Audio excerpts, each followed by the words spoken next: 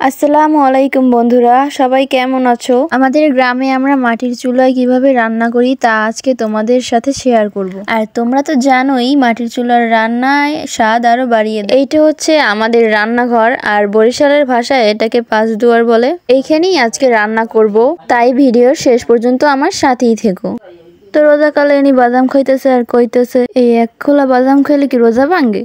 তোরা কি জানো? তোরা কাল ঘুমানো একুলে আবার মগো মায়ের দুগ্গ বাদাম আর মরিচ রোদ দিছে, সব তরকারি কুটতে এখন মোরা রান্ধন চড়াইয়ে দিছি। চুলার দাদু আগুন ডাইলে আবার উতলইয়াও গেছে। মগো বাদাম আবার পক্ষিতেও খাইয়ে দেয়, খাও মিলেমিশেই মোরা খাই, সমস্যা কি? মায়া আবার আজকে একটু ডাল খাইতে চাইছে, এলে ডাল দেখে মোর আবার মনের মধ্যে একটা গান নাচছে উঠছে।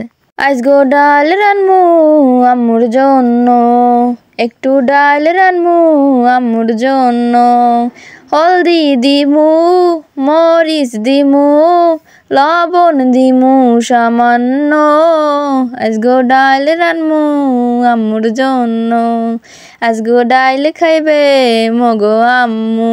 এরপর গরম পানির মধ্যে দুগো আটা ছেড়ে দিলাম, হাতে আবার লবণ দিতে মনে নাই। আধুনিক ডালগুড়ি দিয়া ডালগুলোর গুটে একাল শরবত বানাইলাম। এখন আইয়ে পড়ছি ডাইলে বাগার দিতে। তো পেঁয়াজ রসুন উল্লাইয়া পাল্টাইয়া লারিয়া সারিয়া ভাজা ভাজা এককালে করে দিলাম। একে তো ধুমাওরে আর আগুনের তাপ, আবার রোদের মধ্যে ভিডিও বানাই, এই দিক দিয়ে আবার মুড়া জ্বালাই। আপনারা তো দেখেন কয়েক মিনিটের ভিডিও, কিন্তু যারা ভিডিও বানায় তারাই জানে যে ভিডিওর পিছনে কত কিছু করা লাগে। আজকে একটা রেসিপি বানামু, হেল লেগে দুগো আটার লগে একটু নুন দিয়ে পানি লগে কসলাইয়া লইছি। এই রেসিপিটা আসলে আমাকে বড় বইনে ইউটিউবের নিনজা টেকনিক দেখে মগো হক্কলটির খাওয়াইছিল। তাই আজকে আবার মগো একটু লোভ চাচ্ছে, হইতে মোরাও চেষ্টা হলাম।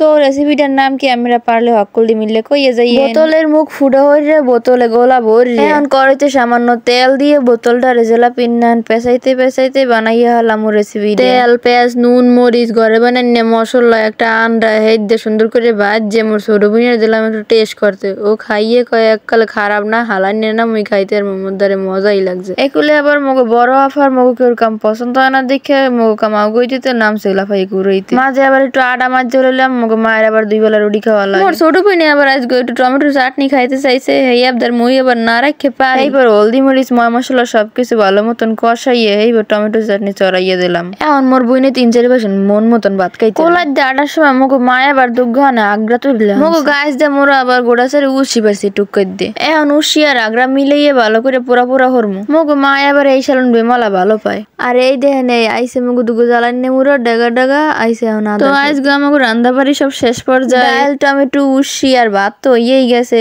খালি বাহি আছে রুটি বানাইনে। মায় আবার দুগো গাছ এখানে ফুলসির রানছে গন্ধ লইতে। রান কিন্তু আসলেই সুন্দর, ফুলটির নাম হেললেই তো গন্ধরাজ। এই রুটিগুলো না এখন খাতা বালিশের নাম থাবড়াই এমন আছি মতন ভাজ। রুটিগুলোরে ভালো করে ভাজতে হইবে, এই সাইড সুইট কাঁচা থাকলে আবার হইবে না। আমাকে মায়ের আবার সমস্যা কাঁচাটা খাইলে। এতক্ষণ আমার বাইকে পানা হোনার লাগে সবাই রে ধন্যবাদ। তো ইফতারির পর ভাত খাইয়ে বুঝলাম যে সব থেকে ডাইল হয়েছে চামল ওইবি না কা বরিশাল লেমন রান্ধে মুড়ো হইয়া যায় ডাইল।